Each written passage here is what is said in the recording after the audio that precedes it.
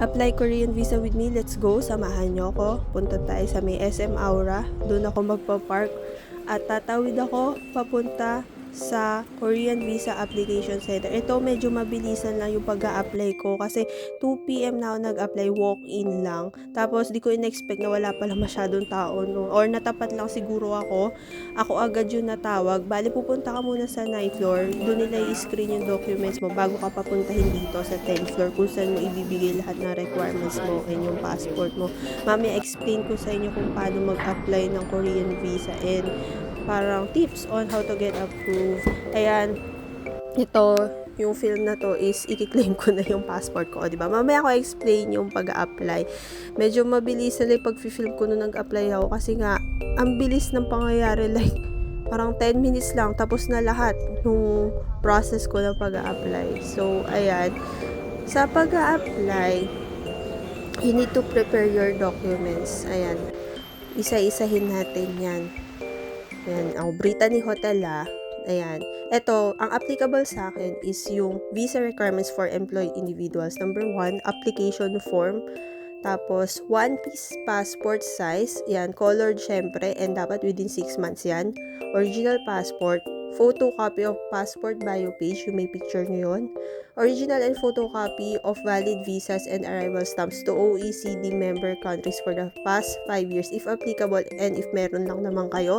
Copy of PRC card or IBP card. Ayan, sa mga PRC card holders and sa mga lawyers yan. Original certificate of employment. Ito importante, must include applicant's position, date, hired, compensation or salary, office address, HR landline number, bawal lang cellphone dyan, HR email address. Next, personal bank certificate, original. Yan, kailangan included yung account name, account number, account type, current balance, account opening date, 6 months average daily balance. In my case, yung bangko ko walang ADB, pero tinanggap naman kasi yun daw talaga ang format ng bangko ko. Bank statement, ayan. For the last 3 months, parang ako yata 6 months yung kinuha ko dahil wala nga ADB. Photocopy of ITR or Form 2316. Then, visa fee. Ito, hindi to updated. Nakalagay dito gratis or free. Pero may bayad po ang pagkuha ng Korean visa sa KBAC, which is 900 pesos. Tapos yan, pag may nag-invite sa'yo, kailangan lang ng invitation letter and photocopy nung passport nung nag-invite sa'yo or nung company kung sino yung nag-invite sa inyo. Ayan, madali lang naman. Dapat kumpleto mo lahat to and ma-prepare mo lahat tong documents na to. Hindi pwedeng missing. Kasi babalik sa'yo pag may kulang ka.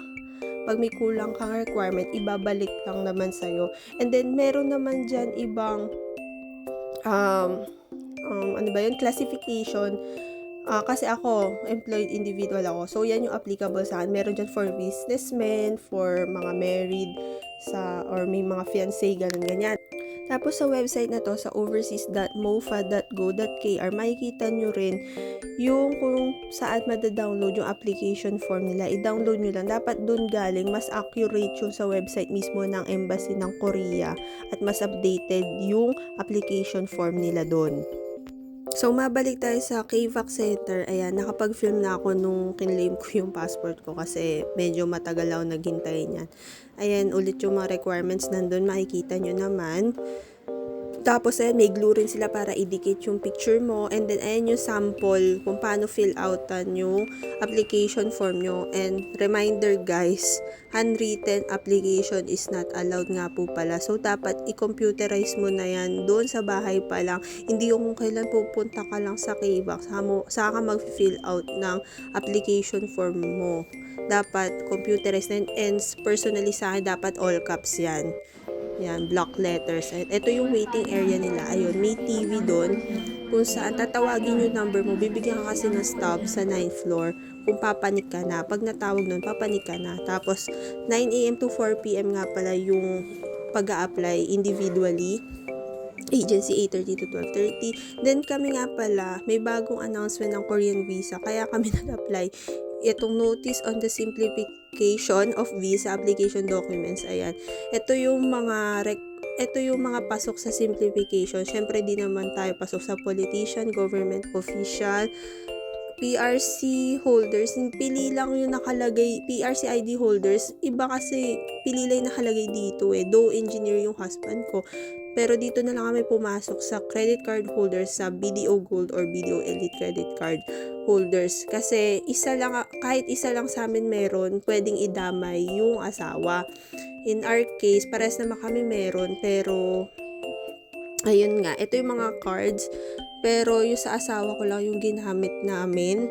Then, hindi na kami nag-submit ng mga 2316, ng mga bank certificate. Ayan, yung statement of account for 3 months na lang ng credit card yung pinasa namin. So, ayan, ito, tinatawag na ako para i-claim ang aking passport. Ayun, actually, mache-check mo naman yung status ng visa application mo through online. Mamaya papakita ko yan. Ayan, papanik. Ayan yung papanik sa 9th floor. Diyan yung application and kuha ng passport. Ayan, approve naman kami. Thank you Lord. Multiple entry. Ito yung site. Type nyo lang Korean visa status. Tapos hanapin nyo yan. Korean visa portal. Then, check application status. Tapos, ayan, nandyan kung paano. Pindutin nyo lang diplomatic office. Tapos, type yung passport number nyo. Then, sa name in English, surname, space, first name. Then, yung date of birth nyo. So, if you have any question, guys, just comment down or comment na, sasagutin natin yan. Ang tip ko lang is just answer the application form truthfully. Yun lang. And then, complete lang dapat yung requirements. Kasi pag alam ng Korean visa, ng embassy yan, pag nagsisinungaling ka lang. Kaya maraming nade-deny. Ayan. Kaya nga meron dun yung HR contact number, ganyan. Kasi yung iba, minsan nagbe-verify talaga sila sa company kung legit kang nagtatrabaho doon. Actually, wag kang magbubook ng ticket pa Korea kung wala ka pang visa. Yun.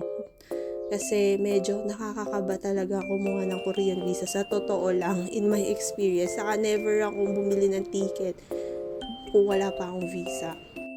Ayun guys, that's it. Comment na lang kayo, sasagutin natin yung mga questions nyo. Thank you for watching!